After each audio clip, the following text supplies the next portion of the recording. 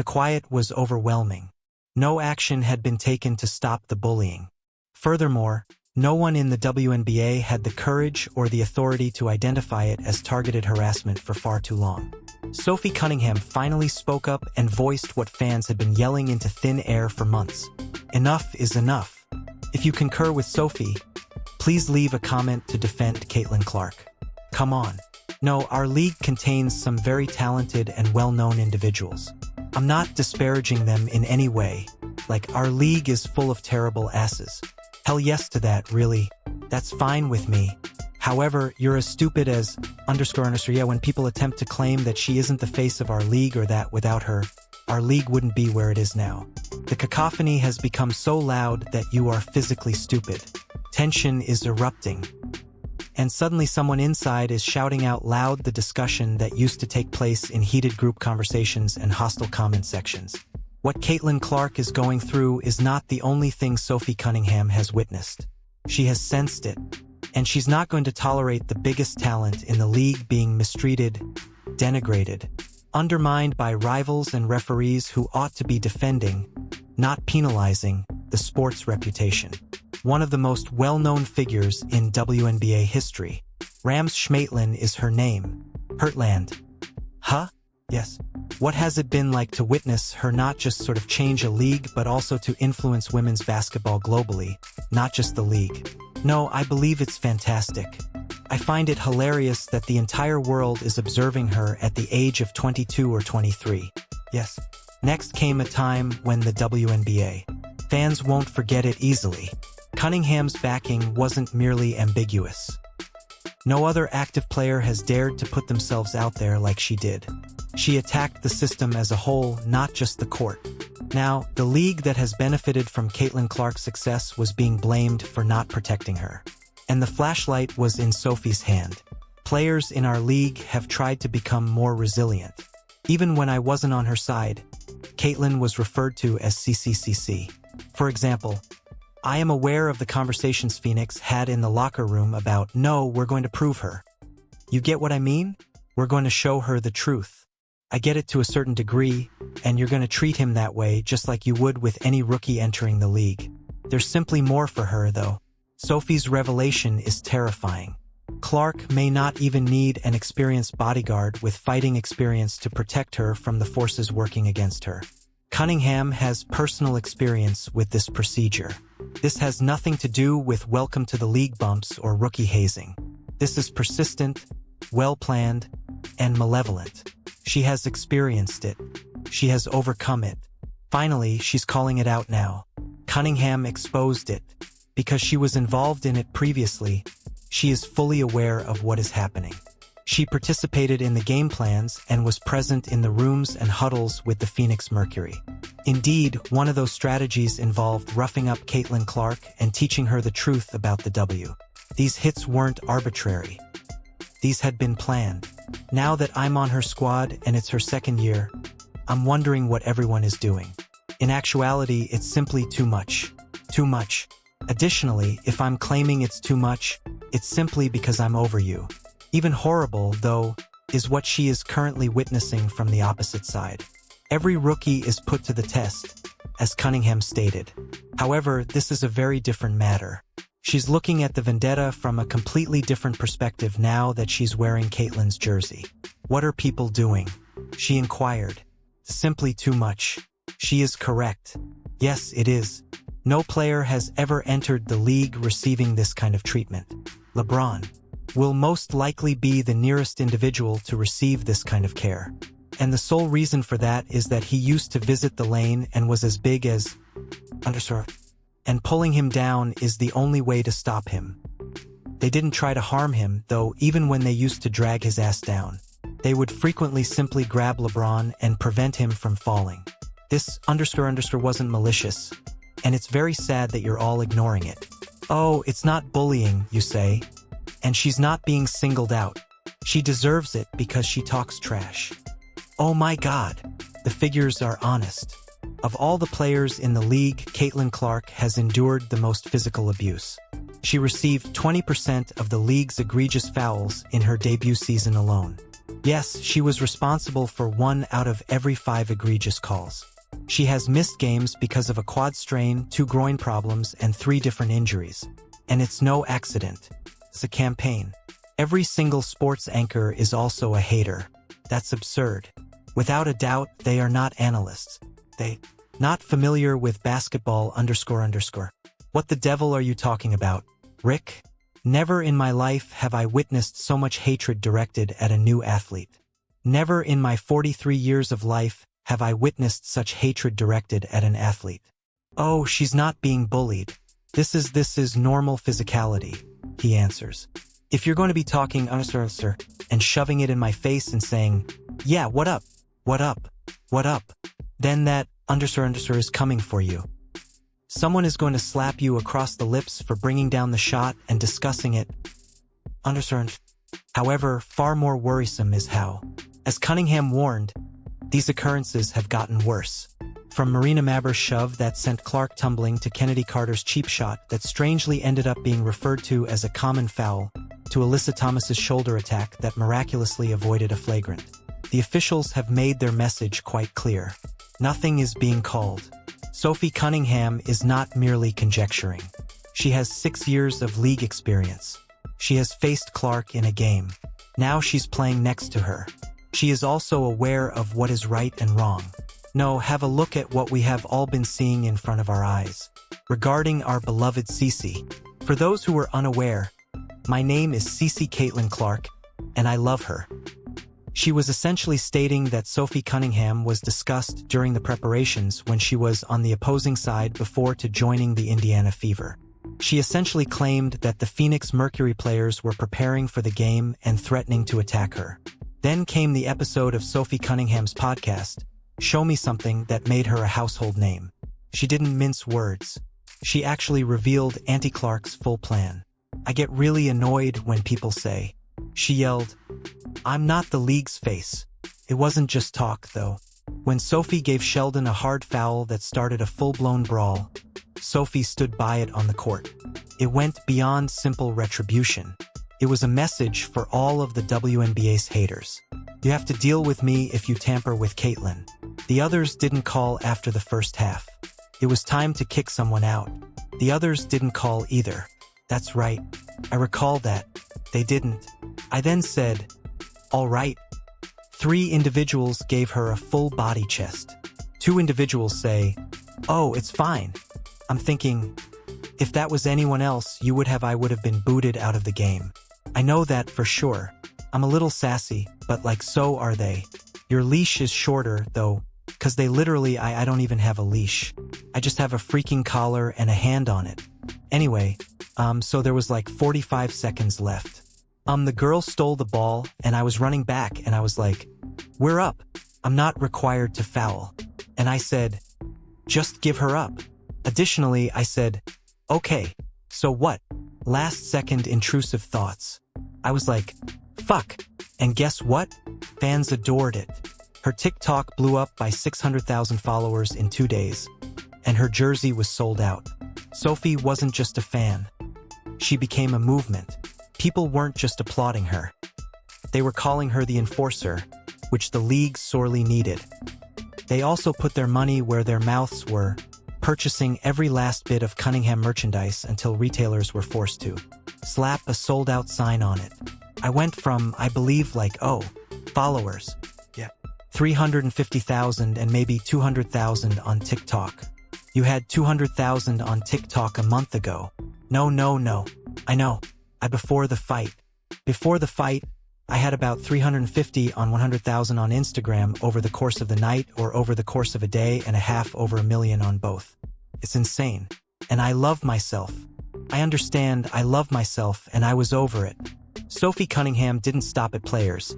She also went straight after the referees, saying she was fed up with their inability to protect Caitlin Clark, and her most famous remark, a simple TikTok. The WNBA, as usual, didn't like the criticism, so they slapped Sophie with a $500 fine. Her response was priceless. I don't know why I got fined $500 for this TikTok.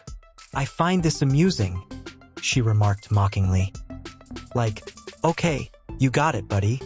because there aren't any more pressing issues with our league at the moment. There is a microphone drop there. I'm not claiming that your work is easy, but what are you doing when a straightforward call is made repeatedly in front of your face? What are you doing? What call are you unable to answer? It seems like they are so inconsistent in almost everything. That's my thing, I'm gonna be completely okay if you're on the opposing squad. Yes, that's great. However, let me to do it to you. They do.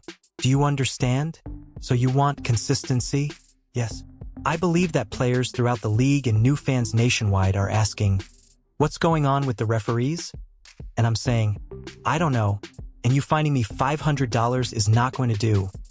Sir, it's not just Clark who is taking hits without protection anymore. Sophie is now experiencing it as well. She suffered an elbow to the face during that violent game against the Connecticut Sun. Not a whistle.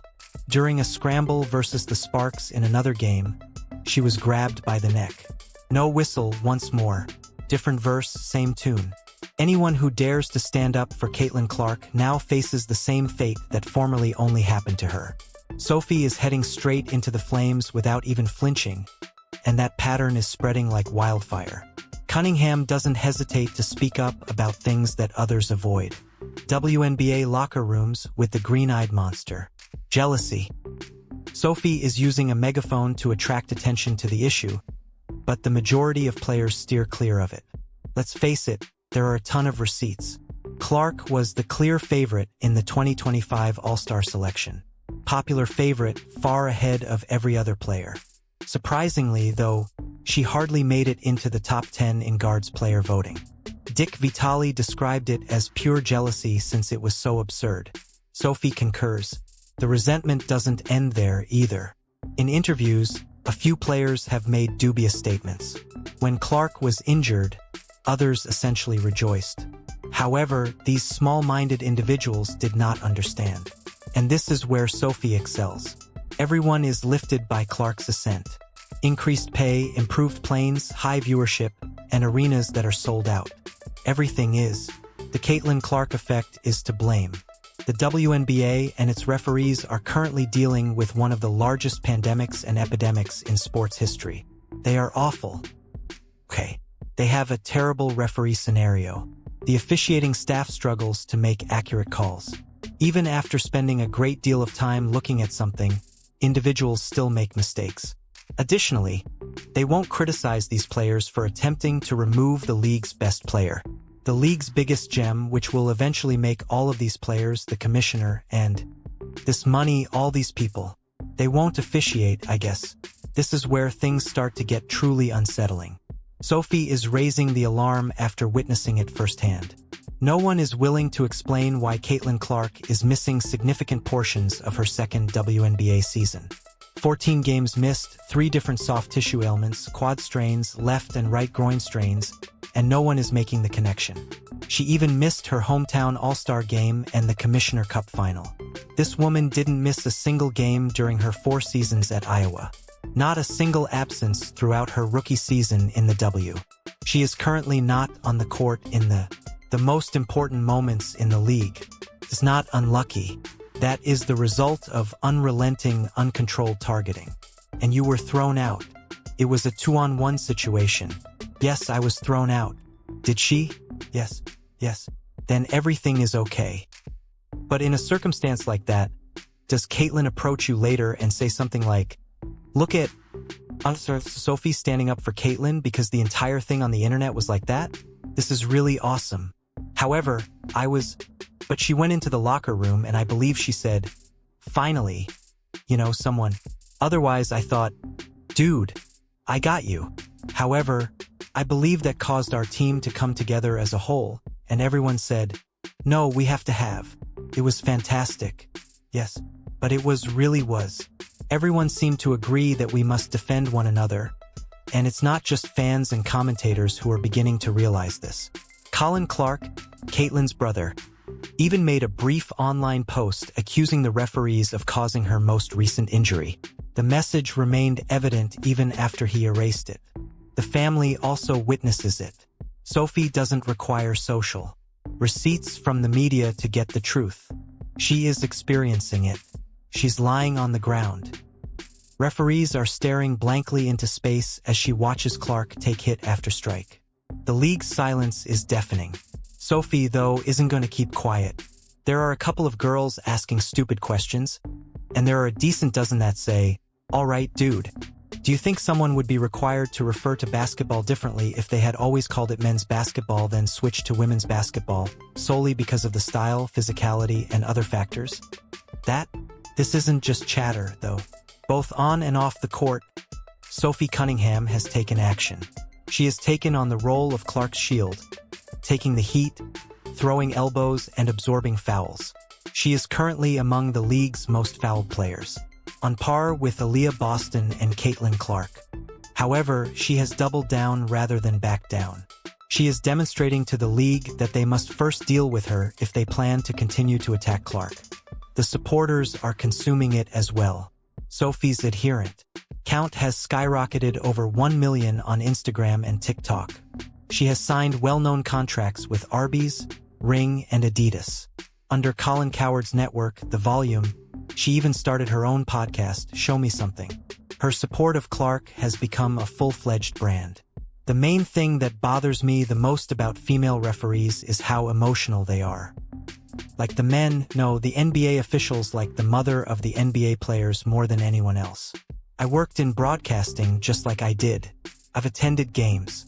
They are pals of mine. They give them motherhood. Yes. And Diana Taurasi is the only person I've ever seen who can __ a women's side referee. They also prefer to accept it. Yes. They were forced to. I liked every minute of it, but when I saw her, she was definitely one of the worst people I've ever seen attack referees. Yes. The majority of WNBA players, however, keep their grievances to themselves. Sophie used the loudest platforms to blast hers.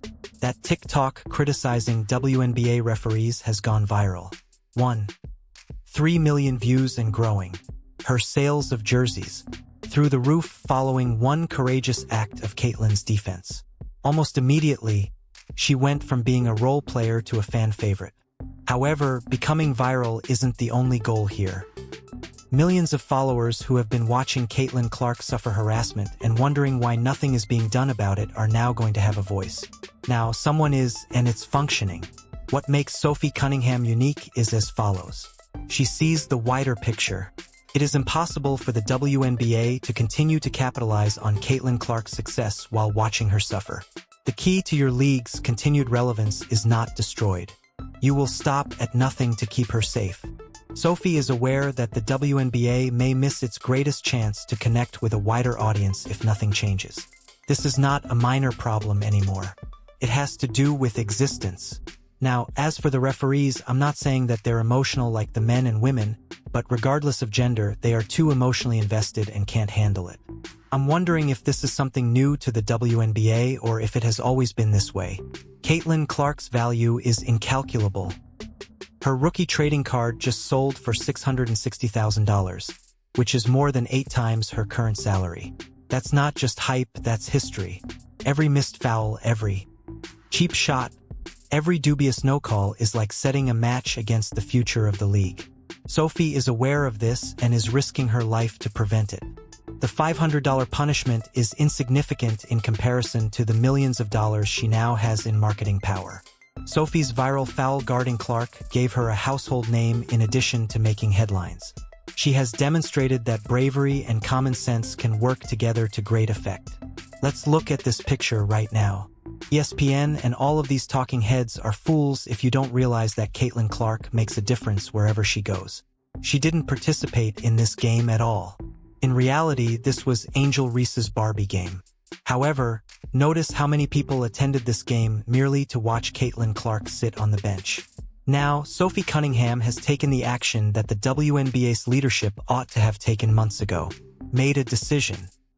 A decision between fostering poisonous targeting or creating a generational superstar, or between professional advancement and small-time jealousy. She's setting the boundary for the league as a whole, not just for Caitlin Clark. The WNBA is now in control of the situation. Do they make the correct decision at last? Or do they continue to let their greatest attraction get in the way of the Earth? There are all the symptoms. Clark continues to sustain injuries.